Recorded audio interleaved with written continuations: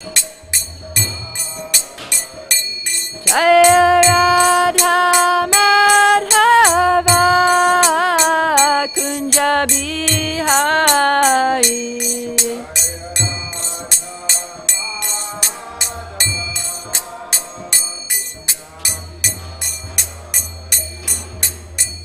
Hare Krishna, Hare Krishna, Krishna Krishna, Hare Hare, Hare Rama, Hare Rama, Rama Rama, Hare Hare.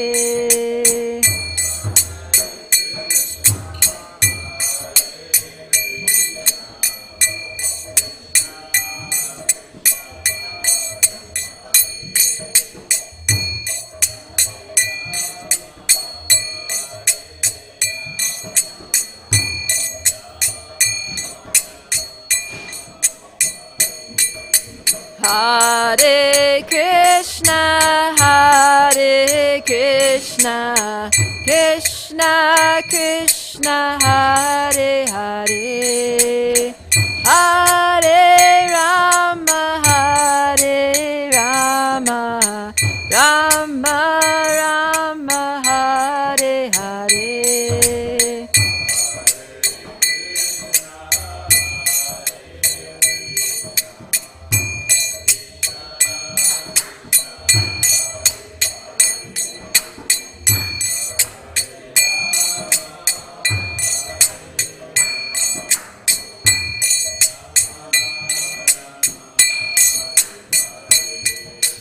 Hare Krishna, Hare Krishna, Krishna Krishna, Hare Hare, Hare Rama, Hare Rama, Rama Rama, Hare Hare.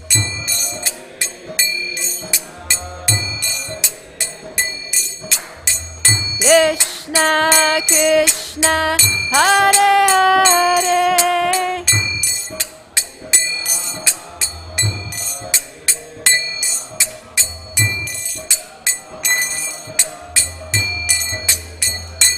Jaya Prabhupada, Prabhupada, Prabhupada, Srila Prabhupada.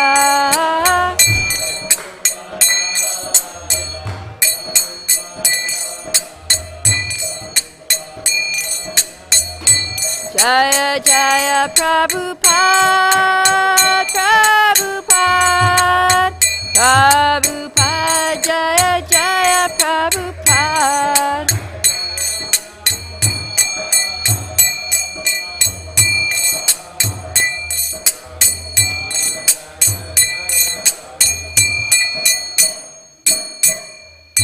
Gaura Premanandi.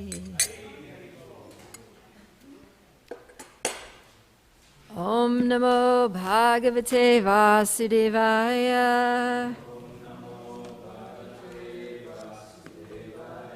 Om Namo Bhagavate Vasudevaya. Om Namo Bhagavate Vasudevaya.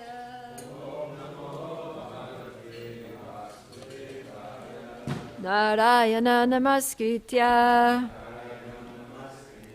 Naram Chaiva Narottamam Devim Saraswatim Vyasam Tato Jayamudirayat Nashta Prayeshu Abhadreshu Nityam Bhagavata Sevaya Bhagavati Uttamashloke Bhaktir Bhavati Naishtiki. Can everyone who's sitting on the floor sit in this area? Otherwise, I want to acknowledge your presence and see you, but if you're too far away, then you don't. I want to pick you up in my vision.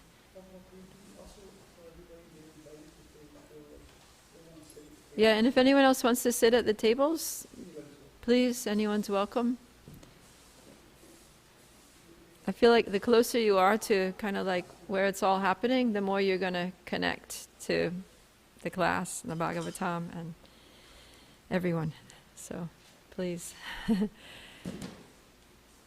Om Jnanatimirandasya Gnananjana Shalakaya Chakshurum Militanyena Tasmai Shri Gurave Namaha. I was born in darkness of ignorance, but my spiritual master very mercifully opened my eyes with the torchlight of knowledge. I offer my respectful obeisances unto them. All right, so today we are reading from Canto 3, Chapter 9. We're continuing Chapter 9, which is called Brahma's Prayers for Creative Energy. And we'll finish the chapter today, covering texts 27 to 44. And the text that we will recite together is text 30. So let's just start from the beginning here and work our way up to 30. Before we do, yesterday we talked about Lord Brahma and his situation. He was offering prayers to the Lord who had appeared before him after him doing a lot of meditation and soul searching and Lord searching, God searching. And as a result of that meditation, that sincere meditation and desire to know the Lord appeared before him. And at that time, Lord Brahma offered many beautiful prayers to the Lord. And he ended those prayers with a request. Does anyone remember what his request was? That was the focus verse of yesterday's class.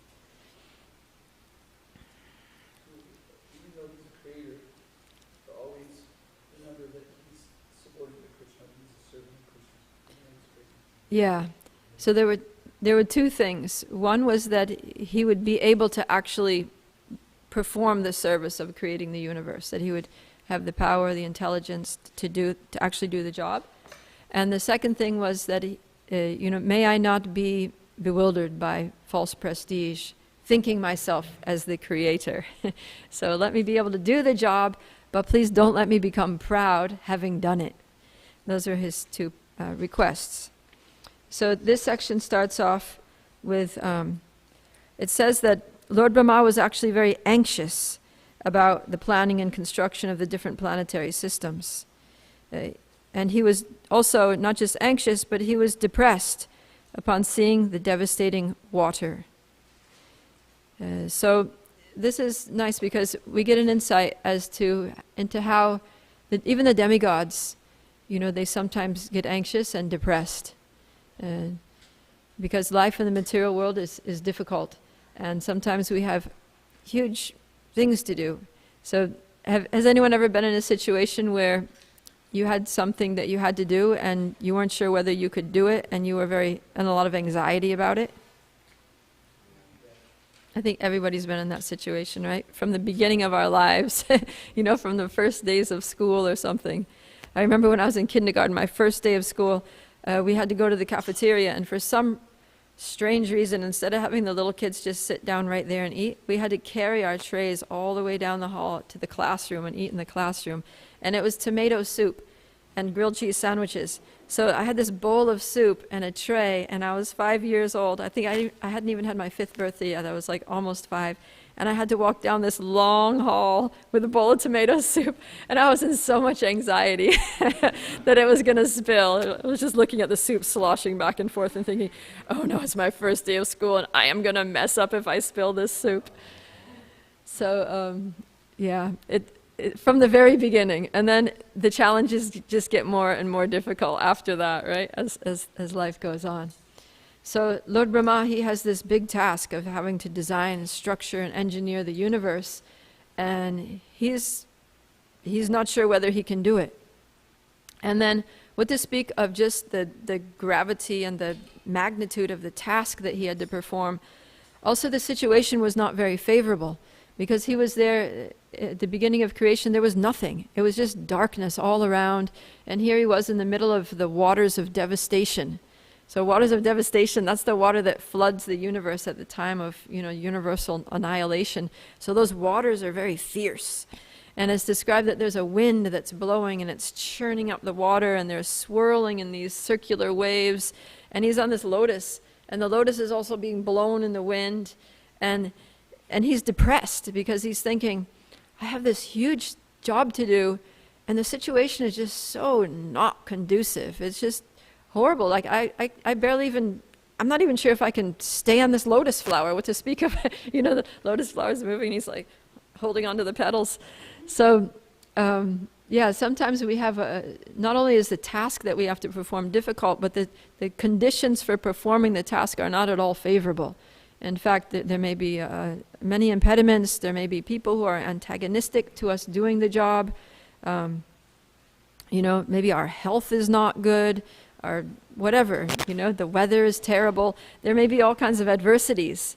So, and they may cause us to become depressed, thinking, it's impossible, I can't do it. Life is terrible and here I am suffering. So that's actually the state of mind that Brahma was in. He was anxious and he was depressed. And so the Lord understood the emotional situation of Lord Brahma. That's what it says here, that the Lord saw that Brahma was anxious. He saw that he was depressed, and he could understand the intention of Brahma, and thus he spoke in deep, thoughtful words, removing all the illusion that had arisen. So the Lord's very sensitive to our situation. When he sees that we're in anxiety, when he sees that we're depressed, although we want to do a nice service for him, he understands how we feel, and he will help us. That's what this whole section is about, is how the Lord, he gives us difficult services, through our spiritual masters and through, maybe our authorities, or, external authorities in our workplaces and things. But he also gives us the support. He supports us through it. So now he's going to give Brahma the support that he needs to do this. And so he starts speaking to him. In text 29, he says, O Brahma, O depth of Vedic wisdom. So he's glorifying him. He's encouraging him by saying, you have so much wisdom. You're so intelligent. You're such a great personality. You can do this. You got this. O depth of Vedic wisdom. Be neither depressed nor anxious about the execution of creation. What you are begging from me has already been granted before. So the first thing the Lord does is he acknowledges how Brahma is feeling. He's like, I understand that you're depressed. I understand that you're anxious. Please don't be depressed or anxious. It's going to be okay. You're asking me for the empowerment. I've already given this. Time and time again, the universe is created, and every time I give the ability to do so. I give the Creator the intelligence to do this, and I'm going to give it again. I'm going to give you everything that you need. So that brings us up to the verse that we're going to recite today, text 30. Let's look at the Sanskrit there. Bhuyastvam tapa... Sorry, I can't see. Bhuyastvam tapa atishta. Vidyam chaiva madashrayam. Tabyam antarhidi brahman. Lokan drakshyasya pavritan. Please chant.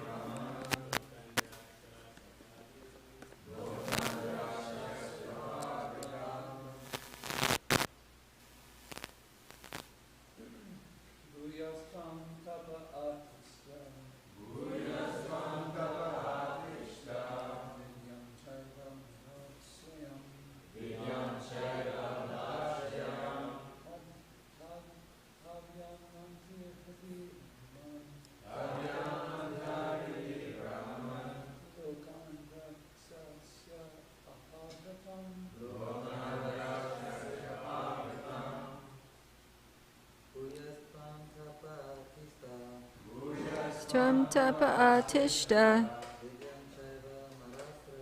vidyam chaiva madashrayam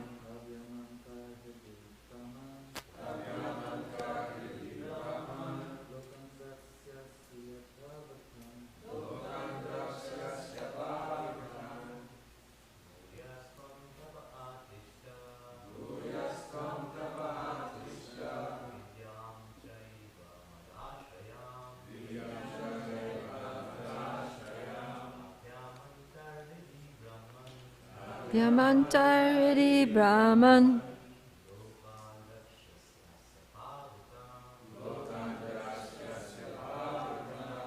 All right, let's do the word for word all together. Bhuya, again. Tvam, yourself. Tapa, penance. Atishta, be situated. Vidyam, in the knowledge. Cha, also. Eva, certainly. Mat, my. Ashrayam, under the protection. Tabhyam, by those qualifications. Anta, within. Hriddhi, in the heart. Brahman, O Brahmana. Lokan, all the worlds. Drakshyasi, you will see. Apavritan, all disclosed. Translation and purport by His Divine Grace A.C. Bhaktivedanta Swami Srila Prabhupada Ki. O Brahma, situate yourself in penance and meditation and follow the principles of knowledge to receive my favor. By these actions, you will be able to understand everything from within your heart. Someone please read the purport. Or is there a mic? Yeah. The mercy of the Lord bestows upon a particular person engaged in executing the responsible work entrusted unto him is beyond imagination. But his mercy is received due to our penance and our perseverance in executing devotional service. Brahma was entrusted with the work of creating the planetary systems. The Lord instructed him that when he meditated, he would very easily know where and how the planetary systems must be arranged. The directions were to come from within, and there was no necessity for anxiety in that task. Such instructions of Buddha Yoga are directly imparted by the Lord from within, as confirmed in Bhagavad Gita 10.10. Anyone know Bhagavad Gita 10.10? Tesham? Bhajatam pratipurvakam dadami buddhi yogam tam yena mam upayanti te. Jai. To those who are constantly devoted to serving me with love, I give them the intelligence. Intelligence? Understanding. I give them the understanding or the intelligence, one of those words, by which they can come to me. Okay, so Krishna says, I give them the intelligence. And that's what he's telling Brahma here, that by these actions, you will be able to understand everything from within your heart. But then he also tells him he said, I'm going to give you the intelligence, but you need to do 3 things. And so in Sanskrit, those are tapa, which means be willing to voluntarily accept some difficulties. So in other words, he's saying that it's not always going to be easy, and you're going to have to get out of your comfort zone, and you're going to have to buckle down and do some work. Tapa. Then the other thing is vidyam, which means following the principles of knowledge. That's what he says here. So following the principles of knowledge. And the principles of, it's interesting that he says the principles of knowledge, because according to the Vedic system, knowledge is not just information. It's not just facts about life, facts about the world, but it's actually principles to live by. And Krishna describes those principles in the Bhagavad Gita, chapter 13, texts 8 to 12. So I'll read this. It's 4 verses, but it's all lumped together as one. Humility, so these are, just meditate on these, because this is real knowledge. When he says you have to follow the principles of knowledge, these are the things that we need to follow or to imbibe.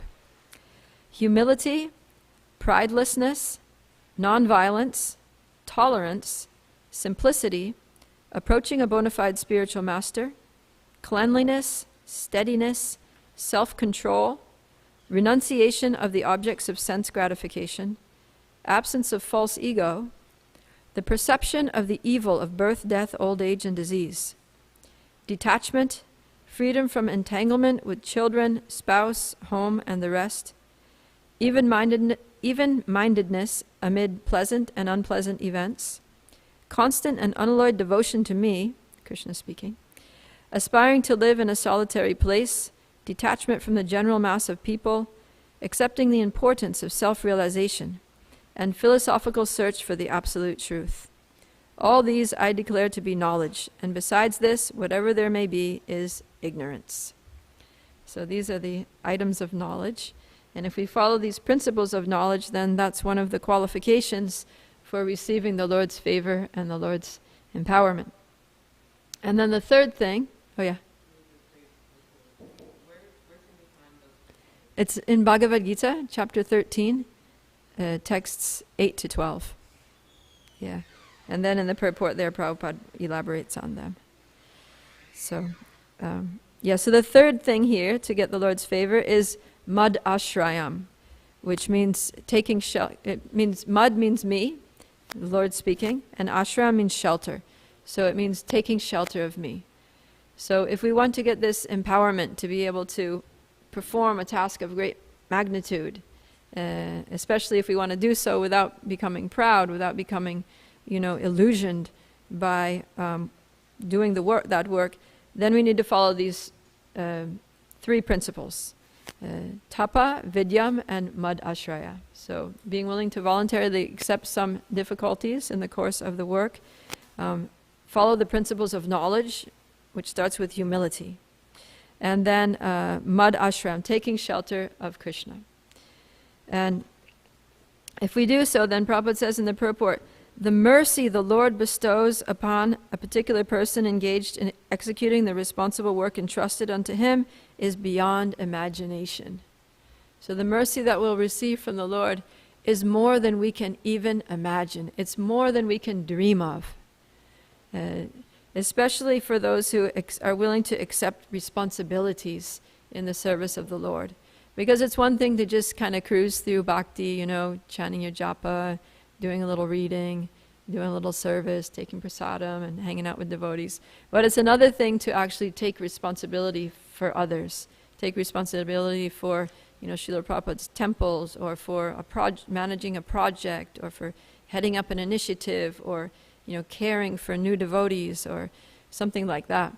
So when we actually step up and take responsibilities, then Krishna really he becomes very inclined to bestow mercy on such a person. One, because they need it, because it's difficult to take responsibilities, especially in the material world where there's so many adversities. But two, because he's very grateful to such a person who takes responsibilities on his behalf. And so he imparts knowledge from within to such a person. So, he says here that in the previous purport, Prabhupada says, any person authorized by either the Lord or by his bona fide representative is already blessed, as is the work entrusted to him. So as soon as we become authorized by the Lord or by his representative to take a responsibility, then we're already blessed. That authorization to do the service, with it comes the blessing. And the work is also blessed. But Prabhupada notes here that such a person who's been entrusted with a responsibility should always be aware of his incapability and must always look for the mercy of the Lord. Yeah, so that's part of the mad ashrayam principle, is that taking shelter of the Lord. Why would we take shelter of the Lord if we thought that we didn't need it? We take shelter of someone when we realize that we're helpless, when we realize that we're subordinate, when we realize that we really can't do it without him. So that humility and that drives us to take shelter of the Lord to perform a task is the qualification to be successful in performing the task, because then we get the blessings of the Lord. And Prabhupada says, on the other hand, anyone who takes pride in doing responsible work but does not give credit to the Supreme Lord is certainly falsely proud and cannot execute anything nicely. So this is the recipe for failure in our tasks, is if we think, yes, I'm the leader here, I'm the manager, everybody's accountable to me, and, you know, and I did this great, the temple's going well because of me, my initiative is going forward because of my intelligence, or all these people are thriving in their Krishna consciousness because of my care and supervision. Then if we think it's all due to us and not give credit to the Lord, then actually we won't be able to be successful. So that's something very important to remember. And this section is nice because it's so practical, you know, because most of us have some responsibilities beyond ourselves, like parents have responsibilities for their children, teachers have responsibilities for their children. Even if you're leading a kirtan, it's a responsibility, you know, to sing with enthusiasm, to try to enliven the other devotees. So like that, there are many different levels and types of leadership capacities in the service of Krishna. So going forward here, Brahma may have asked at this point that in this job of creation, I'll have to be working so closely with the material energy. Literally, this is what I'm working with, is the material energy. What if I become influenced by it and fall into illusion? So in the next couple of verses, Krishna addresses that concern. He says, O Brahma, when you are absorbed in devotional service in the course of your creative activities, you will see me in you and throughout the universe, and you will see that you yourself, the universe, and the living entities are all in me. You will see me in all living entities as well as all over the universe, just as fire is situated in wood. Only in that state of transcendental vision will you be able to be free from all kinds of illusion. So he's giving us the recipe here for not falling into illusion, even though we're having to do so much work in this material world. And the solution is, what? What's that? Yeah, but what did he just say in these two verses? I'm just testing if you were listening.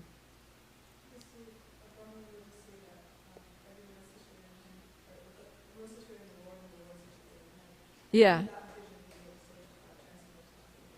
Good, yeah. So you won't, even though you're in touch with the material energy, you'll see that it's my energy, that whatever you do, I'm there. Everybody that you're working with, they're all situated in me. And because I'm all pervading, you know, you're just working with my energies. There's actually no material energy. It's just our perception that, you know, our material perception and our material projection on it, projection of our material desires on it, that makes it material. But actually it's all Krishna's divine energy. So if we see it like that, and he's saying that you will see it like that by my empowerment, by my mercy, you will see that everything is in me and that I am in everything. So then, and then further he says here that in text 33 he says that not only will you not be contaminated by the material energy in the course of your service, but through this service you will realize your pure form. So you'll realize that you're also a spiritual being, and that you'll realize your relationship with me.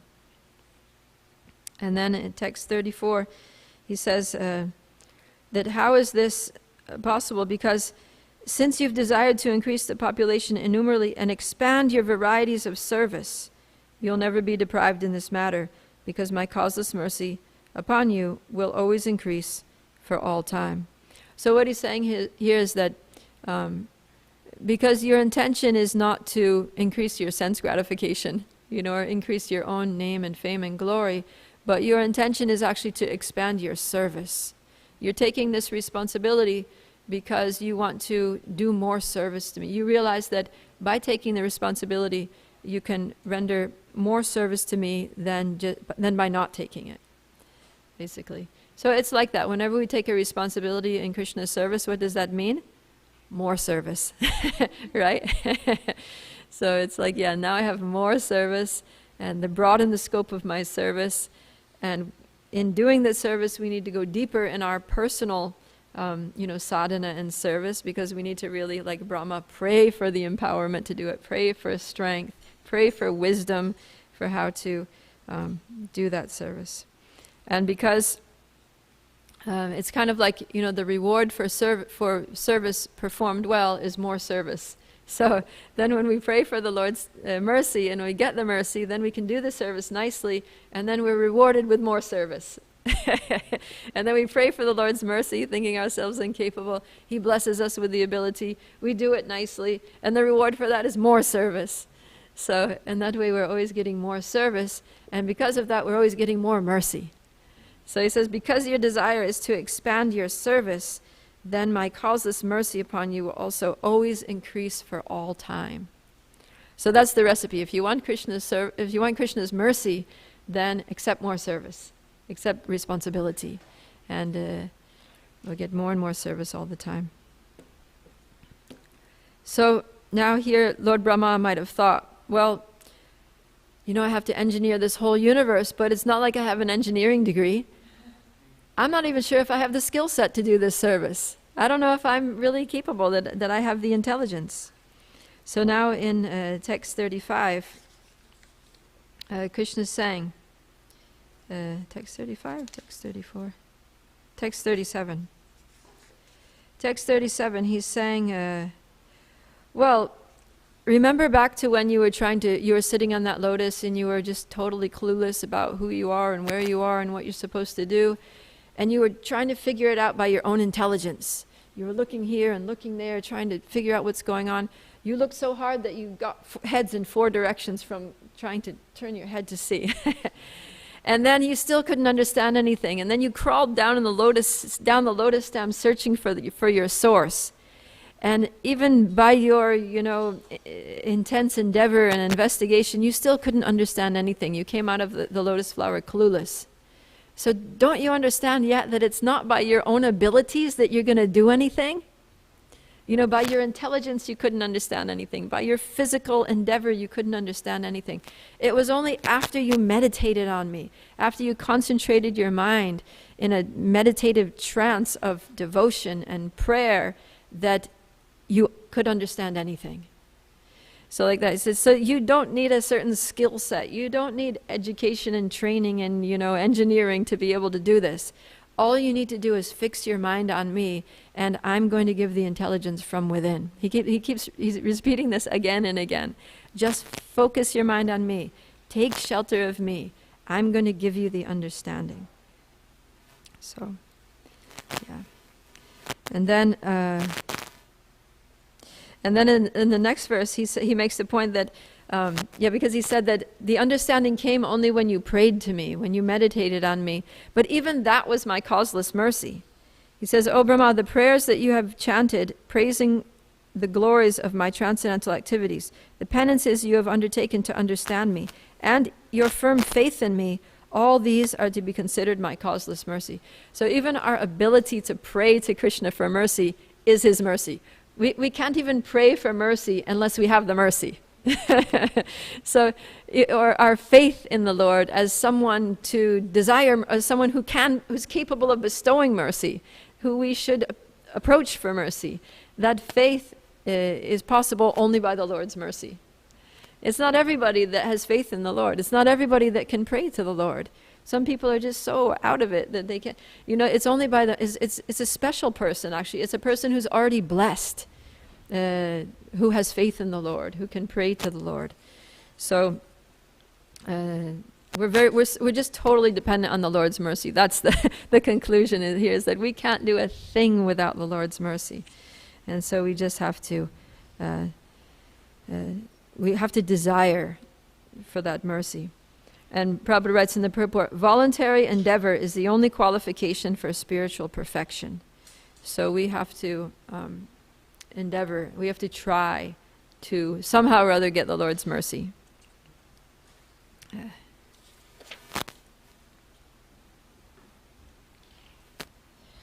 So, yeah, you could even, and he says that even, so these things that he's talking about here that are his mercy, praying, glorifying him, those are all methods. Those are all methods of devotional service, right? Shravanam, Kirtanam, Vandanam, like that. So also our ability to chant Hare Krishna, our ability to just chant the Maha Mantra, we can only chant by the Lord's mercy, by the Lord's empowerment. We can definitely chanting attentively requires a lot of mercy, right? It's not so easy as it may seem. So, yeah. But then Krishna is independent, so he may or may not bestow his mercy, right? We can ask Krishna for the mercy, but he's not obligated to give us the mercy. So why or why not would he give someone mercy? Or in what situations would he give mercy? Because we may want to do a particular service or do something in this world, and we may not be able to do it. But there are certain things here, Krishna is saying that there are certain things that he will always give his mercy for. So in text 39 he says, I'm very much pleased by your description of me in terms of my transcendental qualities, which appear mundane to the mundaners. I grant you all benediction in your desire to glorify all the planets by your activities. So Prabhupada says here that those devotees like Brahma and those in disciplic succession from Brahma, they always desire that the Lord be known all over the universe. That desire of the devotee is always blessed by the Lord. So that's something that's always blessed. If we want to get the blessings, we can always be blessed by trying to spread the Lord's glories all over the universe. In other words, telling people about Krishna.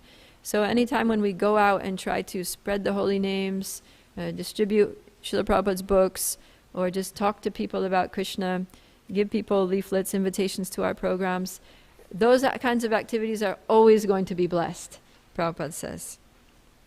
So that's a sure way to get the Lord's mercy.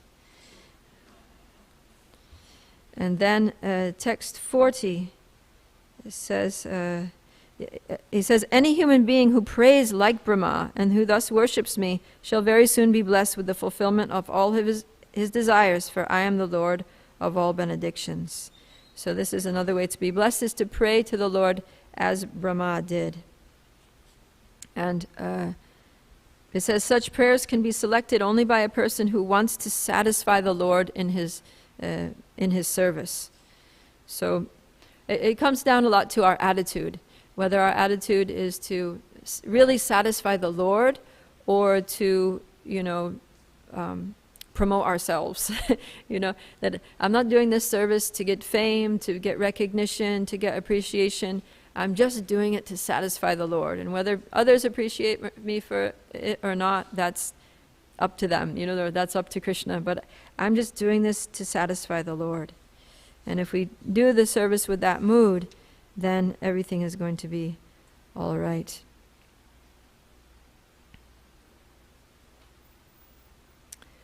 Now, in this, we're coming to the end of the verses for today. Text 42 is a really nice verse. He's saying that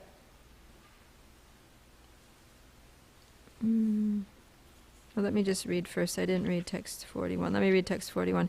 It is the opinion of expert transcendentalists that the ultimate goal of performing all traditional good works, penances, sacrifices, charities, mystic activities, trances, etc., is to invoke my satisfaction. Yeah, so if we do things for Krishna's satisfaction, then that's really what it's all about. The goal is Krishna's satisfaction. And then he says, and then beyond that, he says the goal is actually to develop attachment for Krishna. So he says, I'm the super soul of every individual. I'm the supreme director and the dearest. People are wrongly attached to the gross and subtle bodies, but they should be attached to me only. So in the Sanskrit to this verse 42, it says, Presta san prayasam api. So, which literally means of dear things, I am the dearest. And then it says, Ato mai ratim kuryad. Therefore, you should be attached to me. So we're attached to things that are dear to us, people who are dear to us, things that are dear to us. We become attached to them. If we lose them, if they go away, if someone steals something that is dear to us, then it's painful because there was attachment. So we're attached to things that are dear to us. And he's saying, out of all the dear things, I'm the dearest. Therefore, you should be attached to me. Don't be attached. He specifically says, don't be attached to your body and mind. Most people are attached to their bodies and mind. Be attached to me. And so it's the nature of the soul to actually be attached to Krishna, because because that's who we are. We're eternal servants of Krishna, and we should be. The soul is naturally attracted to Krishna, the way like a piece of iron, like an iron nail, is attracted to a magnet. If you put a magnet there, you don't even need to touch the magnet to the thing. That the nail is just going to go zoop because of the attraction, the natural attractive forces. So in the same way, the soul should be zoop, naturally attracted to Krishna. But the reason we're not attracted to Krishna is because we are covered by so much material conditioning. So in the same way, like an iron nail that's covered with rust, if it's totally covered with rust, you can put the magnet there and it's not going to be attracted because the rust is blocking it. So then you need to get some sandpaper and sand the rust away, or get like a steel scrubby and scrub brush and scrub the rust away. And as soon as the rust is off, then zoop, it'll regain its natural attraction. So the process of bhakti is sanding the rust off our hearts. It's sanding off that material conditioning that's blocking our natural attraction.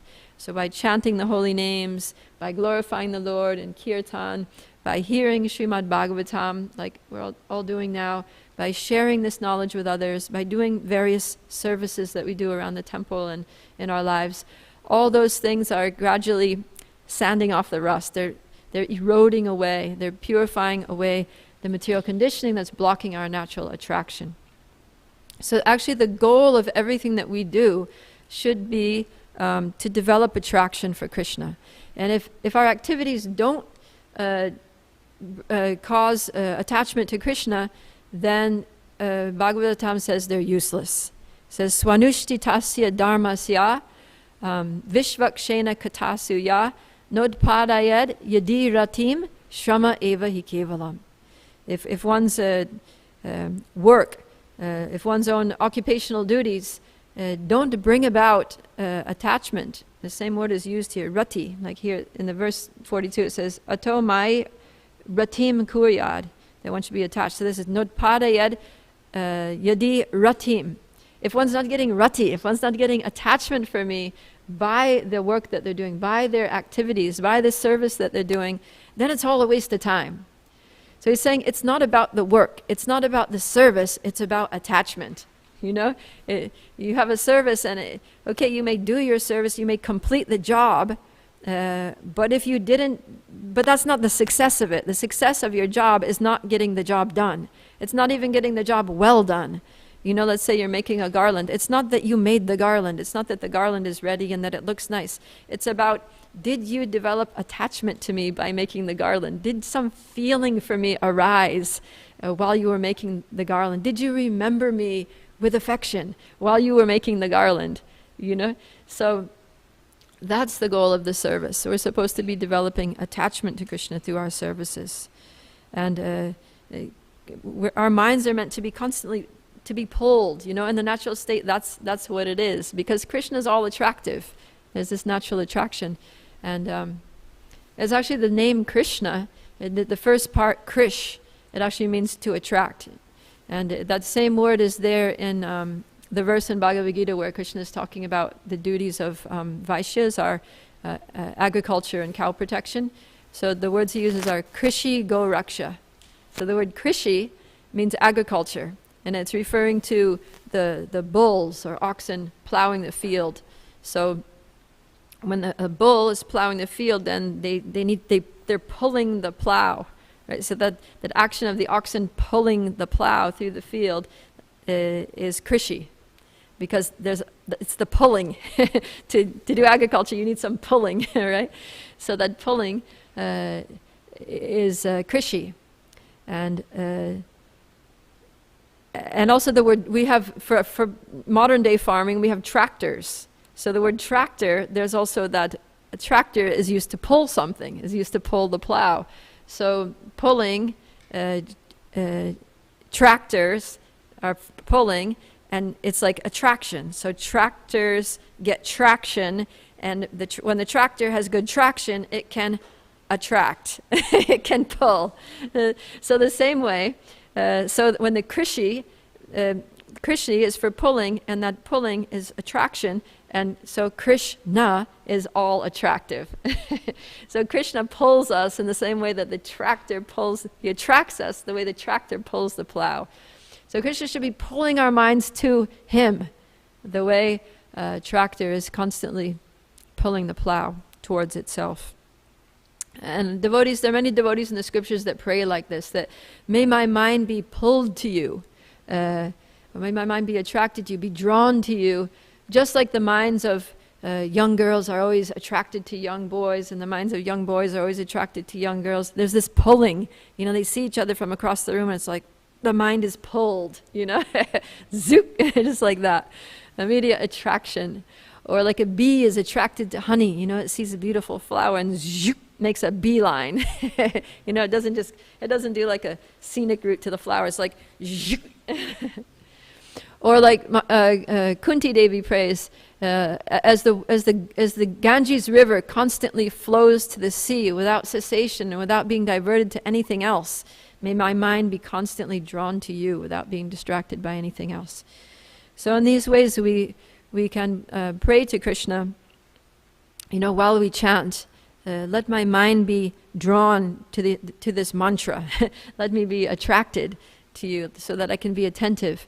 While we're doing any service, let this service cause attraction for you to arise within my heart, to cause me to be attached to you, for rati to develop. And if that's our desire, then the Lord will be very satisfied, because that's what he wants. He wants us to be attached to him. That's what he's saying in this verse. He's saying, they should be attached to me only. Forget about these other things. Forget about your body. Forget about your stuff. Forget about your house and your car and your whatever, your own social position and your bank balance. And, people are so attracted to money and any opportunity for financial gain. Forget about all that. Just be attached to me. This is the real gain of life. This is the real success of everything that you do. And so, yeah. If whatever we do increases our love for Krishna, basically, it helps us to realize our sense of helplessness, and causes us to take complete shelter of the Lord, realizing that we're dependent on him, then that is the success of our activities in life. And that's what we learn here from this very sweet interaction between Brahma and the support that he gets from the Lord. That don't worry about it, it's going to be fine. Just try your best, take shelter of me, be willing to accept some difficulties, but at the end of the day, it's all good, because by this service you're going to be purified, me is going to grow, your love for me is going to develop, and that's the real success of everything. That's why I'm engaging in you in this service. Okay. Any questions or comments?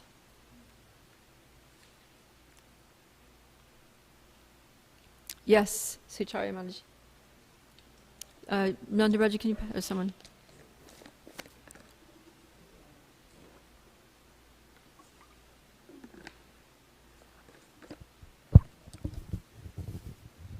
Hare Krishna, thank you very much. When the Lord asked Lord Brahma, to become situated in penance and meditation, is this also referring to the sadhana, like does Lord Brahma have a Mangalartik and a morning program? Is that part of the penance? Yeah, and meditation? Yeah, Lord Brahma, he definitely has his spiritual program. It may not be exactly like ours, right? I'm sure it's a lot more difficult than ours, When Lord Brahma did his meditation, he meditated for 100 celestial years. Our meditation is 2 hours, our japa daily meditation. So, but definitely, Lord Brahma, he was doing spiritual activities. That's how he was able to get the favor of the Lord. So he was praying. We just heard in the last section, we heard the beautiful prayers of Lord Brahman. So that's a process of devotional service, Vandanam. And we see many places through the Bhagavatam how Lord Brahma is offering prayers. He offers beautiful prayers in the 10th canto, chapter 14. And it's like verse after verse. There's like hundreds of verses of prayers of Lord Brahma there. Maybe not hundreds, but close to it. So Brahma is he's always thinking of the Lord. He's always chanting the glories of the Lord. He's the head of our sampradaya, so he's giving instructions. There's places where he's instructing Narada, he's instructing different devotees. So he's engaging in those processes, and he's also hearing from the Lord. So he's engaging in Shravanam, hearing. He's engaging in Kirtanam, chanting, glorifying the Lord, teaching others Krishna consciousness. He's engaged in Smaranam through his meditation. He's engaged in Vandanam through his prayers. And ultimately he's engaged in Atmanivedanam, which is complete self-surrender, offering oneself in the service of the Lord for the Lord's pleasure and satisfaction. So I'm not sure if he has like a regimented daily routine, but he's definitely totally engaged in the 9 processes of devotional service. Yeah. Yes, Lucid. Is there a celebration or a day for Brahma? Like Brahma's appearance day? Yes. Or like is it a like A yeah, festival? like a festival or anything that like a day that's marked that we celebrate Brahma like actually doing his task. Yeah. There should be. Feels like there should be, right? Yeah. I mean, what a great thing he did for us, creating this Yeah. world so that we could, reform ourselves here. So, yeah, yes, Prabhu?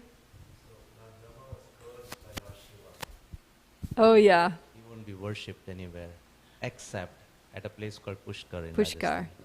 Yeah, okay, so maybe that, There is a story, long story short, we don't have time to go through that.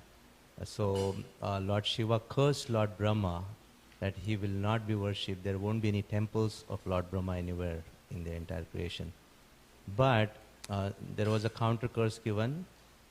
There is one place called Pushkar, which exists in Rajasthan. It's a state of India. Like you have many states here, so there is one state called Rajasthan, and there's a place called Pushkar where he has a temple and he's worshipped. so that explains it. Brahma was cursed by Lord Shiva for some reason. There's a story behind it. You can ask Prabhu afterwards.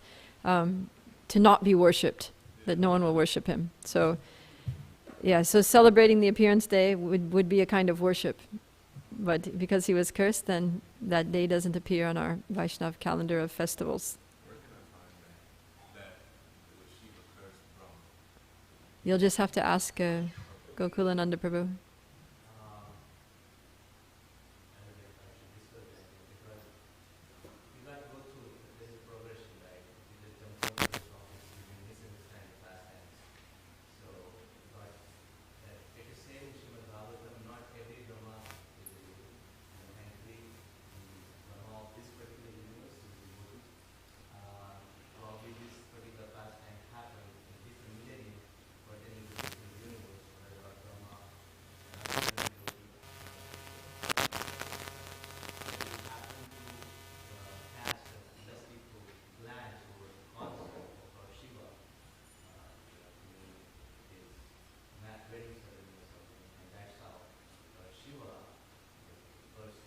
Mm.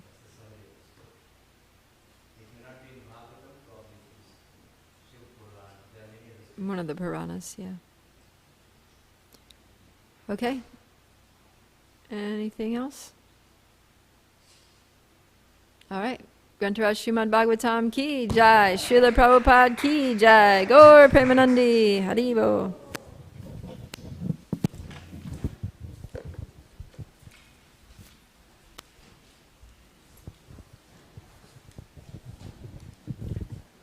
Akadasi ki jai.